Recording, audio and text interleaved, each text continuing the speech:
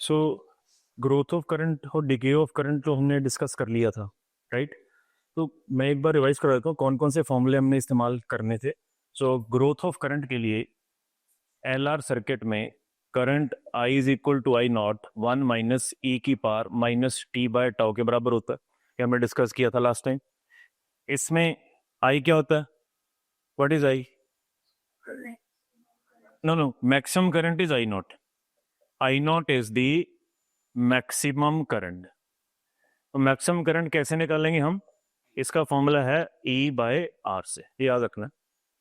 इसको peak value of current भी बोलेंगे या एम्पलीट्यूड ऑफ करंट भी बोलेंगे, ठीक है जी। आई क्या था? ये टाइम डिपेंडेंट करंट है, ये टी पे डिपेंड कर रहा है। सो इसको बोलते हैं इंस्टेंटेनियस करंट। इंस्टेंटेनियस करंट यानी आपको पूछेंगे कि जैसी एलआर सर्किट में आपने की को क्लोज किया तो इतने मिली सेकेंड के बाद करंट कितना ग्रो करा उसमें। तो वो हो सकता है आपको पूछेंगे 0.3 मिली सेकेंड के बाद करंट कितना हो गया। तो आपको तब वो पीक करंट नहीं पूछ रहा, तब वो आपको पूछ रहा है उस पर्टिकुलर टाइम पे कितना करंट हुआ। तो that is instantaneous current. Maximum current हम E/R से निकालेंगे, ठीक है। टाउ क्या होता था इसमें? Time constant of the LR circuit. तो टाइम कांस्टेंट का फॉर्मूला है जो नेट इंडक्टेंस होगी बटा नेट रेजिस्टेंस। सो नेट निकालना है। कई बार एक से ज्यादा इंडक्टेंस होगी तो आपने देखना है कि वो इंडक्टेंस सीरीज में है कि पैरेलल में।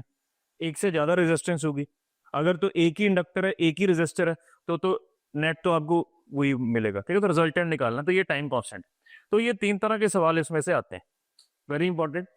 सो ऐसी डिके की इक्वेशन क्या थी? बोलो।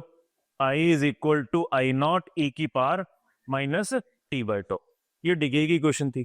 ग्राफ्स वगैरह हमने कर लिए थे, तो बाकी सब कुछ सेम ही है।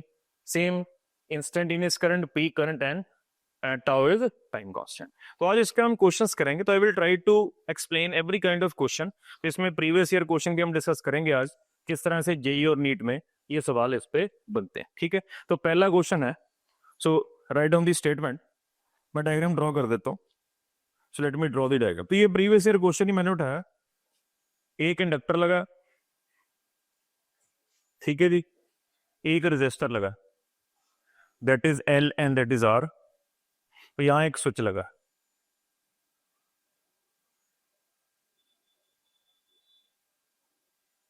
और ये एक मेटल की रॉड है PQ, ठीक है जी। ये 1 सेंटीमीटर पर सेकेंड की स्पीड से राइट साइड पे जा रही है। L की वैल्यू है 1 mH। mH means millihenry. Magnetic field की वैल्यू है, ये मैग्नेटिक फील्ड में जा रही है। B is equal to 1 tesla. Velocity दे दी, रेजिस्टेंस की वैल्यू है 1 ओम। तो लास्ट में कह रहा है if the key is closed, you can write the statement, if the key is closed then current in circuit after 1 millisecond is x into 10 की power -3 ampere. Find the value of x। Find the value of x। So this is the statement. तो ऐसा मान लीजिए question के हिसाब से magnetic field और metallic rod B के बीच का जो एंगल है, मतलब ये मेटेलिक रॉड PQ आपकी इन दी प्लेन है और फील्ड आपकी परपेंडिकुलर टू दी प्लेन है। तो रॉड फील्ड को कट कर रही है। तो आपको पता है इलेक्ट्रोमैग्नेटिक इंडक्शन में फंडा क्या है, कोई भी मेटल रॉड में EMF इंड्यूस होने के लिए रॉड को कट करना पड़ेगा। मैग्नेटिक फील्ड तो कट कर रही है। तो अब देखो कैसे अप्रोच करेंगे इसको। एक तो देखने में भी है कि LR सर्किट भी है, L और R दोनों दिए हैं, राइट। और ये राइट साइड पे जा रही है, की क्लोज कर दिया तो डेफिनेटली सर्किट में करंट तो फ्लो करेगा। क्यों? क्योंकि जैसे जैसे ये रॉड राइट साइड पे जाएगी एरिया बढ़ेगा फील्ड में। तो इसमें कॉज होगा EMF इंड्यूस होने का, द इंक्रीज ऑफ एरिया, और यानी इंक्रीज ऑफ मैग्नेटिक फ्लक्स। तो EMF इस तरह से इंड्यूस होगा या करंट इस तरह से फ्लो करेगा कि वो उसको अपोज करे। यहाँ पे उसने डायरेक्शन वगैरह नहीं पूछी, तो सिर्फ उसने करंट की वैल्यू दे दी, 1 मिली सेकेंड के बाद इतनी है, एक्स की वैल्यू निकालो।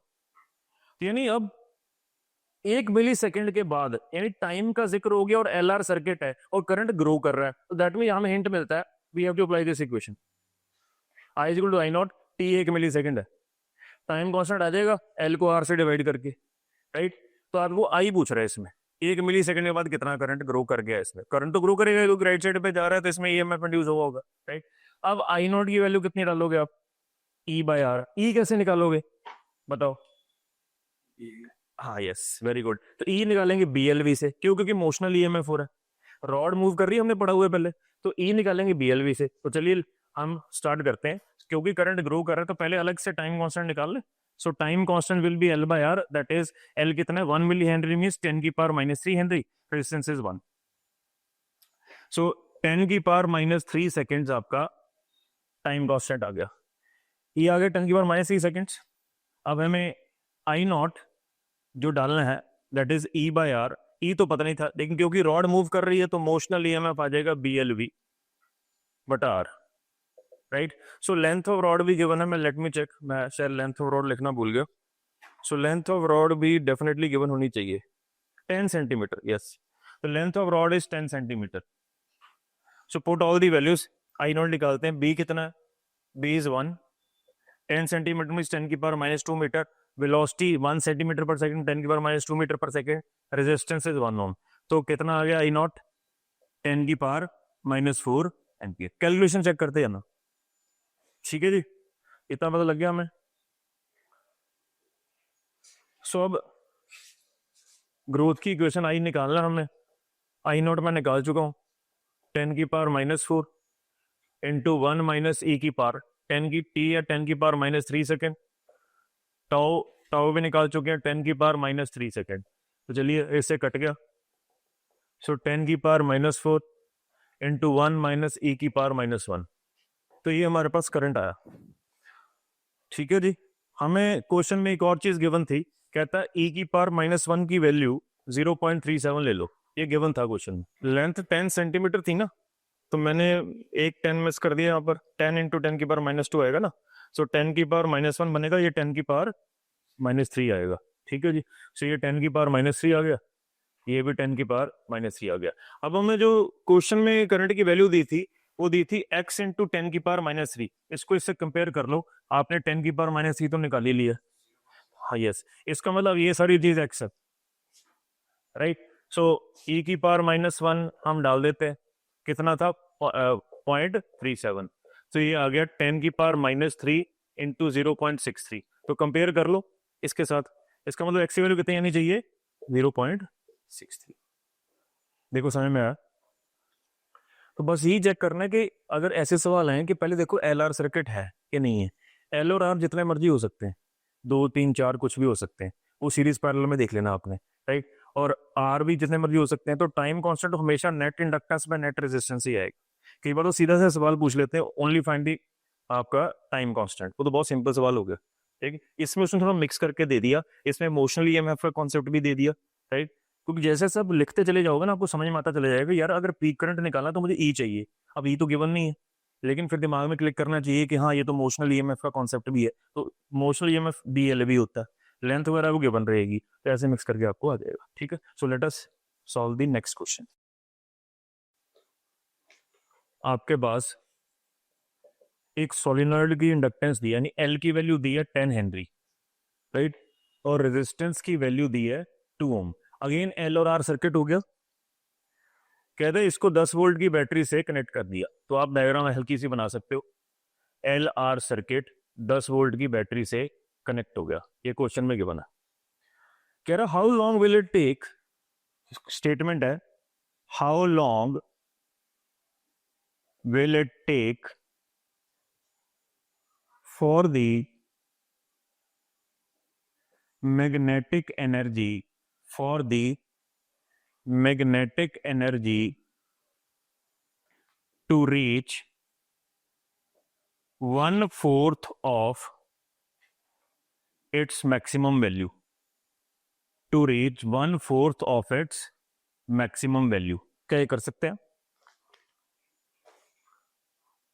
How long will it take for the magnetic energy to reach 1/4 of its maximum value? How long का मतलब क्या पूछा है? टाइम। तो कह रहे कितने समय में जो भी इंडक्टर मैग्नेटिक एनर्जी स्टोर करेगा वो अपनी मैक्सिमम वैल्यू का 1/4 हिस्सा हो जाएगा। ठीक है, तो चलिए, आपको पता है इंडक्टर जो मैग्नेटिक एनर्जी स्टोर करता है, that is magnetic potential energy, that is given by half L I square. यही है पढ़ा हुआ फॉर्मूला में। एल और आर की वैल्यू तो दी है। अब यहाँ पे टाइम का चक्कर हो गया, तो अगेन इसका मतलब जब बैटरी ये करंट सप्लाई करेगी तो करंट इसमें ग्रो करने की कोशिश करेगा। क्वेश्चन तो यही समझ में आता है कि अगर मैग्नेटिक एनर्जी अपने मैक्सिमम वैल्यू की तरफ बढ़ रही है 1/4, तो मतलब करंट ग्रो ही करेगा। अगेन ग्रोथ का कॉन्सेप्ट है, राइट। तो हम यहां से ये कह सकते हैं कि ये फॉर्मूले से मैग्नेटिक पोटेंशियल एनर्जी करंट के स्क्वायर के प्रोपोर्शनल है। तो यहां मैं हल्का सा लॉजिक बता रहा हूं, समझने की कोशिश करना है।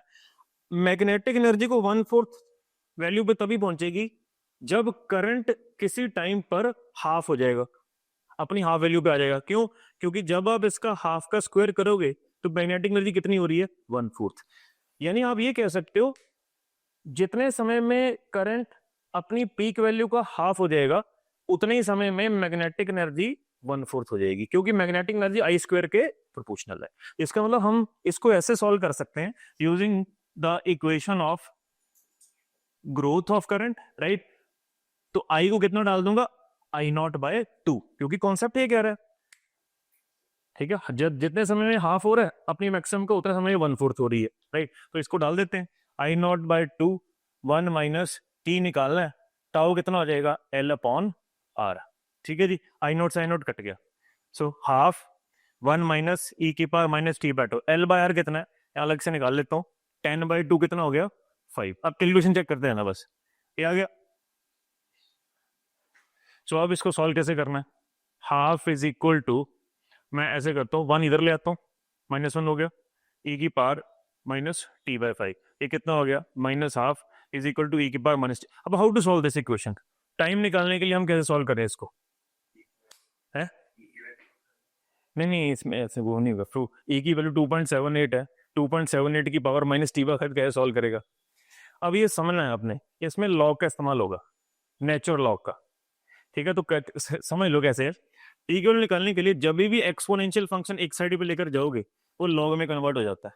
तो यानी आपने लेफ्ट हैंड साइड पे लिख लेना है natural log ln, right, minus ऐसे बाहर निकाल लिया, half is equal to -t/5। ये माइनस माइनस काट देना, राइट। अब लॉग a/b का कॉन्सेप्ट होता है log a minus log b, use कर लिया, दैट इज t/5। अभी कुछ बेसिक याद करके जाने घर से, log 1 होता है 0, ठीक है जी। उसके बाद log 2 होता है 0.693, याद करके जाना है। सो t इज इक्वल टू 5। क्या समझे? मैं 1 इधर ले आया था और 1 इधर आया था, एक माइनस इधर बच रहा था ना, ये माइनस ये माइनस, यहीं से माइनस माइनस कट जाता है, राइट।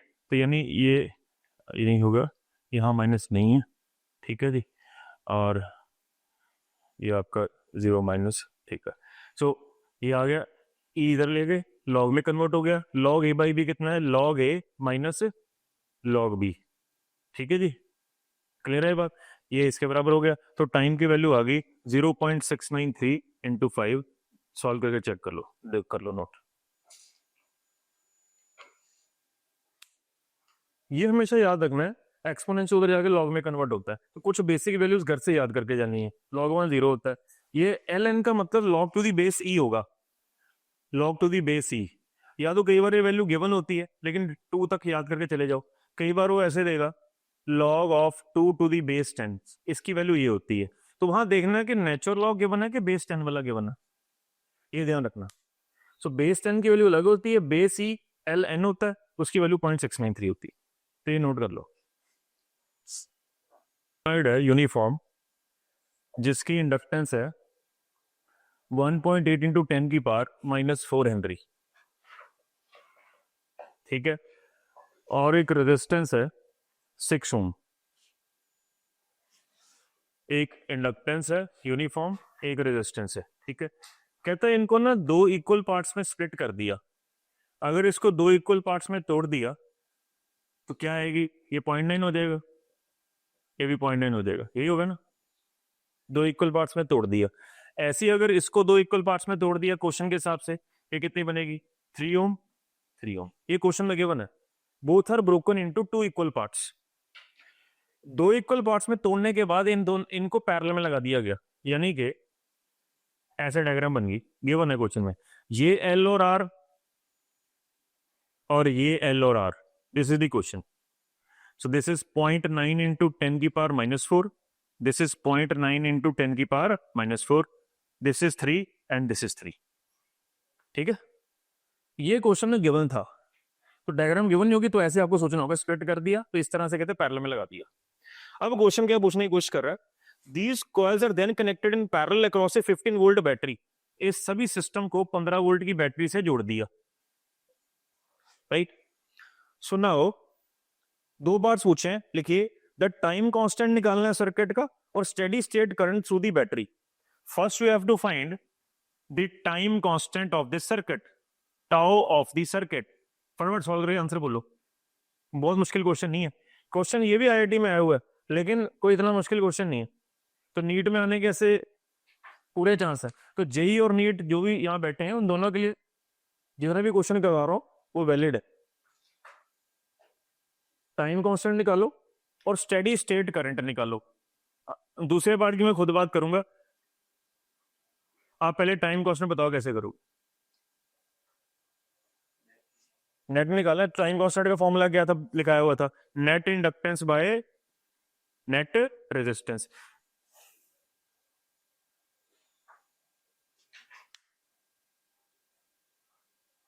करो, तो ये नेट इंडक्टेंस कितनी होगी, देखो इधर, ये एल और ये एल क्या सीरीज में क्या पैरेलल में, ये एल और एल पैरेलल है ना। पैरेलल में कल फॉर्मूला बताया था इंडक्टेंस कितना, जो रेजिस्टेंस का होता है कितना, 1/this बाय 1/this। ऐसे ये दोनों पैरेलल में कितना होगा, 1/3 प्लस 1/3। जल्दी बताओ कितना बना टोटल, क्या नेट इंडक्टेंस कितनी बनी, 9/20। चेक कर लो एक बार, नेट रेजिस्टेंस तो पता है मेरे को 3 इंटू 3/3 + 3, और ये बनेगी वही 0.9 इंटू 10 की पावर -4 इंटू 0.9 इंटू 10 की पावर -4 अपॉन 0.9 इंटू 10 की पावर -4 प्लस 0.9 इंटू 10 की पावर -4। वही सेम, दिस इंटू दिस और दिस प्लस दिस। सॉल्व करके देखो क्या आंसर आ रहा है, मैं आंसर आपको बताता हूँ इसका। तो सॉल्व करके आएगा 3 इंटू 10 की power -5 second. Is it clear? हाँ ठीक है, तो पहला पार्ट सभी क्लियर है। Now what is steady state current, अब ये ध्यान से सुनना, बहुत इंपॉर्टेंट है, अब इंपॉर्टेंट मार्क कर लो। एलआर सर्किट में स्टेडी स्टेट का मतलब है कि अब करंट में जितना ग्रो करना था कर चुका है, बस वो कांस्टेंट हो चुका है। तो 1-2 कांस्टेंट बताऊंगा आपको एलआर सर्किट के लिए, सुनो ध्यान से। और ये भी बात बता दूं, एलआर सर्किट एसी वाले चैप्टर में भी आएगा, जो अगला चैप्टर है हमारा, उसमें थोड़े से फंडे डिफरेंट होंगे। तो ये जो भी आपको ग्रोथ और डिके का कॉन्सेप्ट बता रहा हूं, this is only valid for DC battery. So whenever L and R are connected to a DC battery, AC वाले भी हम करेंगे वो नेक्स्ट चैप्टर में। ये डीसी बैटरी है, एसी का सिंबल इस तरह से होगा, बैटरी का ये, तो आपको नेक्स्ट चैप्टर में बताऊंगा उसका। तो ये फंडे उन्हीं के लिए वैलिड है, एल आर और डीसी बैटरी। आप सुनो, लिखो steady state current LR circuit में क्या मतलब होता है, एक लाइन लिखो। Remember that initially in an LR circuit, the inductor offers a very high resistance to the current. The inductor offers a very high resistance to the current. क्यों? क्योंकि उसको ग्रो करने में एकदम ग्रो नहीं करने देता। क्यों? क्योंकि उसमें ईएमएफ इंड्यूस होता है। तो ईएमएफ इंड्यूस एक रेजिस्टेंस ऑफर करता है, तो टाइम लगता है उसको ग्रो करने में। But after a very long time, ये हमने प्रूव भी किया हुआ है जब हमें बोला था time infinity, but after a very long time, inductor offers zero resistance to the current. That is, current acquires the steady state after a very long time. ठीक है, तो अब सुनो, स्टेडी स्टेट का मतलब है हमें मानना है कि after a very long time बात हो रही है, उस समय तक इंडक्टर अपनी रेजिस्टेंस कितनी ऑफर कर रहा है, 0। तो ऐसे समझना कि अब ये जो सर्किट है ना, इसमें कन्वर्ट हो जाएगा। This will just behave like a wire, this is no more, this is no more a inductor. ये इंडक्टर नहीं है, अब ये एक तार है, यानी आप एक तार मान लोगे, एक रेजिस्टेंस के बगल में लगी हुई है, ये भी आफ्टर वेरी लॉन्ग टाइम कुछ रेजिस्टेंस नहीं ऑफर करेगा, शुरू शुरू में ऑफर करेगा, तो इसको तार मानकर ये सर्किट इसमें कन्वर्ट हो जाएगा। ठीक है, तो स्टेडी स्टेट करंट मीन जितना उसमें मैक्सिमम होना था, कितना मैक्सिमम करंट कैसे निकालते हैं, एल आर में ई बाय आर करके, यानी इन एल और इस एल की कोई रोल नहीं, समझ आया, स्टेडी स्टेट में जब एक्वायर करेगा। सो ई कितना है 15, बताओ आर कितना डालोगे इसमें, 3 डालोगे, ए वाला 3 डालो, कितना डालो, रिजल्टेंट डालना है ना, नेट डालना है। सो 3 और कितने थे, 3 इंटू 3 ओवर 3 प्लस 3, तो कितना हो ये 9/6, 3/2 हो गया, 15 ओवर 3/2, तो कितना आया 30/3, कितना आ गया 10 एम्पियर। बोलो क्लियर है। तो ये एक इंपॉर्टेंट कॉन्सेप्ट है, बहुत बार इस पे पूछा गया सवाल कि स्टेडी स्टेट करंट निकालो एलआर में। स्टेडी स्टेट में जो भी इंडक्टर होगा उसको इग्नोर कर देना, उसकी जगह तार लगा देनी बस। क्यों, क्योंकि अभी ऑफर रेजिस्टेंस ऑफर ही नहीं कर रहा। एलआर शुरू शुरू में रेजिस्टेंस ऑफर करता है, तो ये इंपॉर्टेंट है। हमें एक इंडक्टर दिया, एल की वैल्यू लिखो 20 मिली हेनरी, रेजिस्टेंस की वैल्यू कितनी दी है 100 ओम, और ये एक बैटरी के साथ लगे हैं 10 वोल्ट। स्टेटमेंट है after a long time, the circuit is short circuited. After a very long time, the circuit is short circuited, and then the battery is disconnected. ये कुछ गिवन है, बैटरी इज डिस्कनेक्टेड। क्वेश्चन पूछ लिया find the current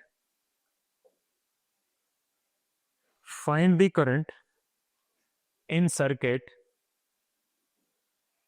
1 millisecond after short circuiting, 1 millisecond after short circuiting. तो पढ़ो इसको पहले एक बार क्वेश्चन को। एलआर सर्किट सीरीज में लगा, लंबे समय के बाद सर्किट को शॉर्ट सर्किट कर दिया, तो लंबे समय के बाद क्या होगा, लंबे समय के बाद एलआर सर्किट में करंट मैक्सिमम वैल्यू अचीव कर चुका होगा। ठीक है, अब उसके बाद क्या था, लंबे समय के बाद जब उसने मैक्सिमम वैल्यू अचीव कर ली होगी, वो मैक्सिमम करंट कितना होगा ई बाय आर। ठीक है, उसके बाद शॉर्ट सर्किट कर दिया और बैटरी को डिस्कनेक्ट कर दिया। तो शॉर्ट सर्किटिंग का मतलब क्या, ऐसे हो गया, शुरू में ये था, ये एल पहले तो ऐसे था 20 मिली हेनरी 100 ओम 10 वोल्ट। तो लंबे समय के बाद इसमें करंट ग्रो कर गया, तो मतलब अब ये तो एक तार की तरह बिहेव करेगी, तो इसका मतलब जब पीक करंट निकालोगे उसके लिए इसका कोई यूज नहीं है, तो पीक करंट तो ई बाय आर से निकल जाएगा, यानी 10/100। तो जो भी इसमें पीक करंट आएगा लंबे समय के बाद वो कितना आएगा 0.1 एम्पियर। ये भी पूछ सकते थे आपसे, find the current after long time. Long time means आपको पीक करंट पूछ रहा है वो। ठीक है, तो ये हम बाद में यूज करेंगे। अब कहते हैं बैटरी को डिस्कनेक्ट कर दिया डिस्कनेक्ट, और शॉर्ट सर्किटिंग भी कर दी। शॉर्ट सर्किटिंग का मतलब है कि करंट अब जो ग्रो कर गया ना, तो एकदम सर्किट से फ्लो करना शुरू कर देगा, यानी अब ये सर्किट इस तरह का बन गया, बस बैटरी डिस्कनेक्ट कर दी, यानी जितना ग्रो करना था कर गया। यानी अब जो वो इसमें गिरेगा ना, यानी इंडक्टर से इस रेजिस्टेंस में जाएगा, वो डिके होना शुरू हो जाएगा। तो यानी ये डिके का केस बनेगा। Find the current in the circuit 1 millisecond after short circuiting, 1 millisecond के बाद, यानी you have to apply the equation of decay. समझ आए ना, क्योंकि ऑलरेडी वो पीक पर जा चुका था, उसके बाद बैटरी हटा दी। बैटरी जब हटा दी, इसमें इंडक्टर में करंट डिके करना शुरू कर जाएगा, यानी वो ऐसे सर्किट में फ्लो करना शुरू कर जाएगा इस रेजिस्टेंस में। तो इसलिए ये डिके का इक्वेशन है। सो अब आई निकालना है। क्यों आई निकालना है, क्योंकि इंस्टेंटेनियस करंट पूछा है कि इस टाइम पर, यानी 1 मिलीसेकंड के बाद कितना, तो इसलिए आई पूछा। आई नोट हम निकाल चुके हैं, कितना 0.1। सो ई की power minus t means 10 into 10 की power -3। Tau is L by R, L कितना है 20 इंटू 10 की पावर -3, रेजिस्टेंस कितनी है 100। ये से कट गया, ठीक है, ये इससे कट गया, ये बना आई इज इक्वल टू 0.1, ई की पावर 5 ऊपर चला गया, -50। चेक करो, यही है 1 मिलीसेकंड पूछा था ना। ये 1 आएगा, तो ये 5 आएगा। अब ठीक है, बस इसको ऐसे छोड़ सकते हो आप, ये नीचे 10 ले सकते हो। इसी तरह से ऑप्शन है इसकी ई की पावर में, अगर उसने ई की पावर में नहीं दी होगी तो उसने ई की पावर -5 की वैल्यू दे दी होगी। सो 1 मिली सेकेंड के बाद करंट अपनी मैक्सिमम वैल्यू से इतना हो चुका होगा। समझ आया ना इसमें डिके की क्वेश्चन क्यों लगी। अगला क्वेश्चन लिखो, एल है 50 मिली हेनरी, रेजिस्टेंस है 10 ओम, ठीक है। इसको 6 वोल्ट की बैटरी से कनेक्ट कर दिया। Find the time elapsed before the current acquires half its steady state value. Option दे देता हूं मैं यहां,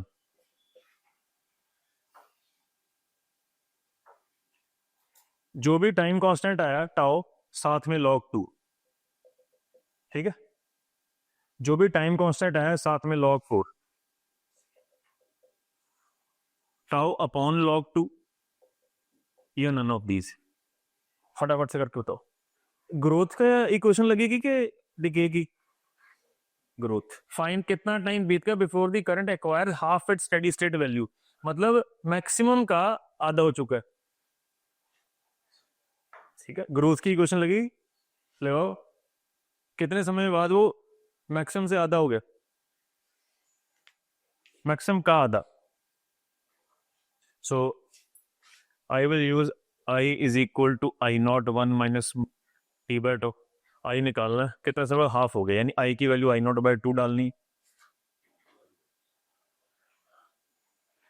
टी निकालना है, tau as it is, half is equal to 1 minus ई की power this 1 minus half, that is half, exponential हो जाएगा लॉग में कन्वर्ट हो जाएगा, यानी log of half minus T by tau, log A minus log B, log 1 0, ये minus से cut गया, तो मेरा तो आंसर आ गया। देखो यही आया,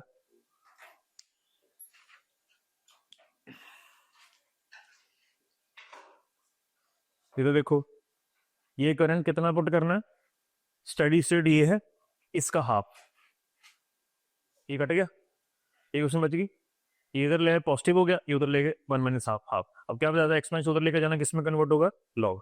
इसकी पावर में जो भी लिखा हुआ एज इट इज लिख देना यहाँ, log a by b, log A minus log B, log 1 0, ये माइनस माइनस कट गया, टाओ उधर ले गए, तो कौन सी ऑप्शन बनी, फर्स्ट ऑप्शन, टाओ लॉग 2। पता लग गया। ऐसा एक क्वेश्चन आ जाना आपको किसी भी एग्जाम में, याद रखना, इंपॉर्टेंट है ये, काफी अच्छा क्वेश्चन है।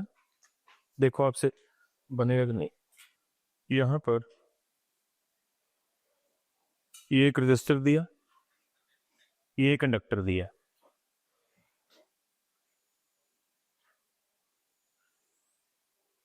या एक बैटरी लगी है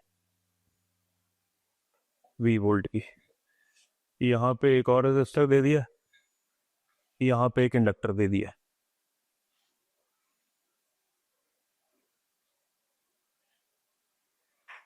यहाँ कैसे बैटरी लगी 20 वोल्ट की, ठीक है जी, और ऐसे आई करंट की। तो स्टेटमेंट ये लिखिए, ऐसे इधर आ रहा है, ये बैटरी ने इधर सप्लाई किया I1 करंट, इधर गया I2 करंट। सो आपको गिवन है the current I, condition given है the current I reaches its maximum value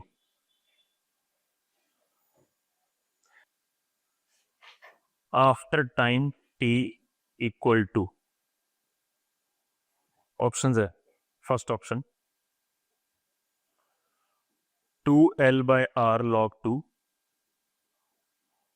L by R log 2, 3L by 2R log 2, या नन ऑफ दीज। ये पढ़ो एक बार, चलिए डिस्कस करते हैं। अगेन पहचान करते हैं LR सर्किट, LR सर्किट, दो बैटरीज, तो कहीं ना कहीं और ऑप्शंस में चेक किया, टाइम का जिक्र हुआ है और सारी ऑप्शन तकरीबन लॉग की फॉर्म में गिवन है, तो यहाँ से हिंट मिलता है ग्रोथ या डिके वाली कोई इक्वेशन हमें लगा के करना होगा। टाइम की बात कर दी ना उसने, तो अब ये बैटरी ने करंट सप्लाई किया, बोर्ड पे ध्यान रखना, ये बैटरी ने करंट सप्लाई किया I1, राइट, और अगर I2 उधर गया और I इधर आया तो हम ये कह सकते हैं इसी करंट का कुछ हिस्सा इधर गया, कुछ हिस्सा इधर गया, स्प्लिट हुआ ना करंट, ठीक है। तो यहाँ पे अगर किरचॉफ्स जंक्शन लॉ लगाएंगे जो करंट इलेक्ट्रिसिटी में पड़ा इस जंक्शन पर, हम कह सकते हैं जितना एंटर कर रहा है उतना लीव कर रहा है, I1 should be equal to I2 plus I, right. So I2 plus I, हमें उसने कहा इस वाली पे, यानी इस रो में जो करंट आई जा रहा है that is equal to I1 minus I2। कैसे समझ में आया? तो जो इस रो में करंट गया वो इसको इसको सब्ट्रैक्ट करके आएगा। इसी की बात की उसने, द करंट आई, ये कहता है इस रो में ये अपनी मैक्सिमम वैल्यू अचीव कर लेता है कितने समय के बाद, टाइम निकालना है। तो अब पहले I1 में से I2 सब्ट्रैक्ट करके इसकी वैल्यू निकालते हैं, राइट। मैं यहां कर देता हूं। सो आप मुझे बताइए I1 कितना होगा, ग्रोथ हो रही है करंट, इसका मतलब तो LR में ग्रोथ की क्वेश्चन लगा दो, क्या I नोट इस सर्किट में कितना होगा, V बाय आर, ठीक है। तो ये होगा V by R into 1 minus ई की power minus T by tau. Tau इस सर्किट कितना होगा, L बाय आर, ठीक है। ये वैल्यू 12 दी है इस इंडक्टर की, ठीक है। ये आ गया L बाय आर, आर ऊपर चला गया, सो आर टी बाय L, ठीक है। तो ये I1 की वैल्यू आ गई, माइनस I2 की वैल्यू, I2 को लिए देखिए। सो I2 वैल्यू कितनी होगी इस सर्किट में, ऑब्वियसली एक ही बैटरी है तो इसमें भी जो पीक करंट है V बाय आर, इसमें आ गया V बाय आर 1 माइनस ई की power minus T by tau. Tau कितना है इसमें, 2L बाय आर, ठीक है। सो 2L बाय आर हो गया, सो माइनस टी, यानी आर ऊपर आ गया बाय 2L। क्या ये समझ में आया आपको, आई कैसे निकाला, ठीक है जी। उधर आ रही है उसमें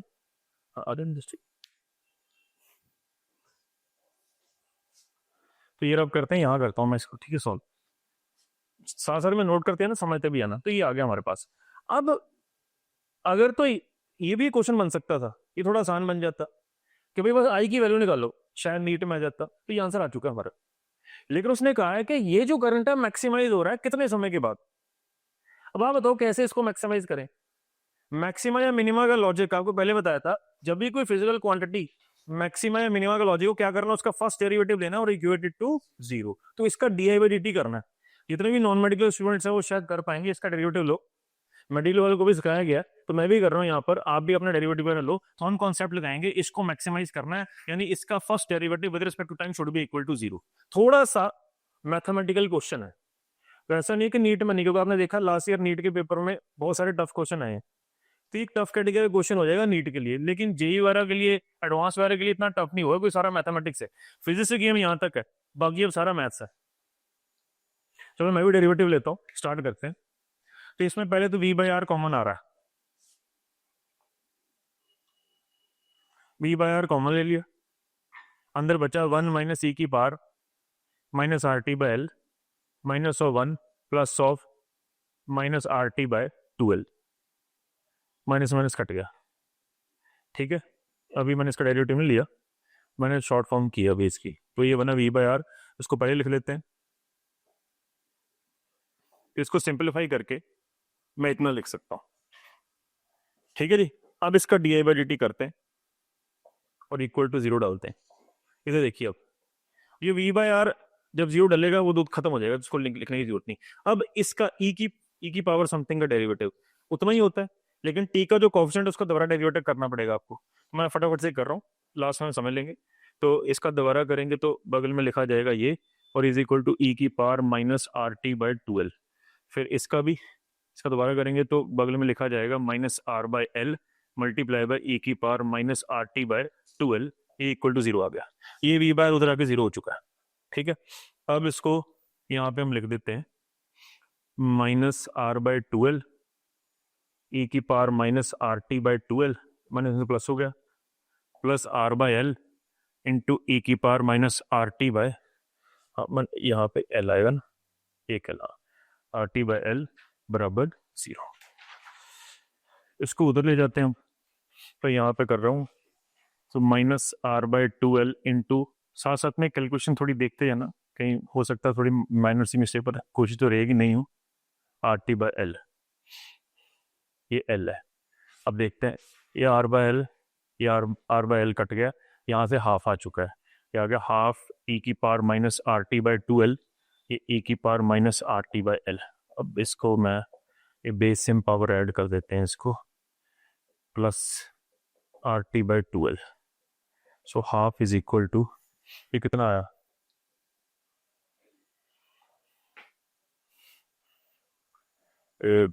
हाफ ही आ गया नहीं, minus half, minus R T by 12। ये चेक कर लो एक बार, हाँ इतना ही आएगा। अब एक्सपोनेंट सुधरा कि लॉग में कन्वर्ट होगा, log of this minus R T by 12, ये आ गया log A minus log b minus R T by 12। ये जीरो हो गया, माइनस माइनस कट गया, तो ये आएगा 2 log 2। देखो ना ऑप्शन, देखना क्या हुई थी मैंने, 2 log 2 2L log 2 by are, ऐसे देख कौन सी ऑप्शन है, हाँ 2 log 2 L by R, this is the answer. देख लो एक बार, तसल्ली कर लो, ध्यान से साथ साथ में समझते चले जाओ। देखो यहाँ पे साइड पे लिखता हूँ डेरिवेटिव, याद रखना d by D T of e की पावर t का डेरिवेटिव e की पावर t ही होता है। अगर t का कॉन्स्टेंट 1 के अलावा कुछ और है तो क्या होता है, देखिए d by D T of, मान लो t का ये ए टी दे दिया, अब क्या होता है a e की पावर ए टी। तो हमने इसमें ये वाला फॉर्मूला इस्तेमाल किया, क्यों, क्योंकि t का कॉफिशिएंट यहां पर t का coefficient minus R by L था, तो इसीलिए e की पावर ए टी इस्तेमाल किया। तो फॉर्मूला है जो भी t का कॉफिशिएंट होगा उसके बगल में लिख लिया जाएगा और मल्टीप्लाई बाय दिस। तो मैंने यही किया, ये देखिए ये t का कॉफिशिएंट माइनस आर बाई 12 है, उसके बगल में लिख लिया और इसको एज इट इज लिख लिया, ऐसे इसका t का कॉफिशिएंट माइनस उसके बगल में लिख दिया, उसके बराबर जीरो। अब तो थोड़ा मैथ्स ही किया, यानी ये सारा मैथमेटिक्स का डिफरेंशिएशन यहाँ पे खत्म हो चुकी है। अब उधर उधर लेके गए, इसको उधर ले गए, कुछ टर्म्स कट कट आ गई, और यहाँ पे क्या स्टेप किया है, ये हाफ है, ये इधर देख लो, ये इसके नीचे ले गए, नीचे ले गए, फिर जब ऊपर ले गए पावर पॉजिटिव होगी तो ई और E base same power add होगी, minus R T L plus R two L. यानी ये पहले क्या किया, इसके डाउनवर्ड लेकर गए, ये स्टेप मैंने लिखना नहीं, फिर जब नीचे आया फिर पावर ऊपर जाके क्या होगी, ये पॉजिटिव, फिर पॉजिटिव होगी, तो बेस सेम ई और ई थे ऐड होगी, सॉल्व किया, एलसीएम लिया, अब एक्सपोनेंशियल इधर आया, लॉग में कन्वर्ट हो गया, बाकी तो वही पुरानी चीज। So it is a good question, non medical में ये आने के पूरे पूरे चांस है। वैसे ये एडवांस में आया, शायद 2-3 साल पहले ऐसा क्वेश्चन आया। ठीक है, तो क्लास हम वाइंड अप कर रहे हैं, हम अगले सेशन में फिर मिलेंगे, आपसे मुलाकात करेंगे। तो अगर आपको ये वीडियो पसंद आई हो तो जरूर इस चैनल को लाइक, सब्सक्राइब और शेयर कीजिए और अपने दोस्तों तक पहुंचाइए। धन्यवाद।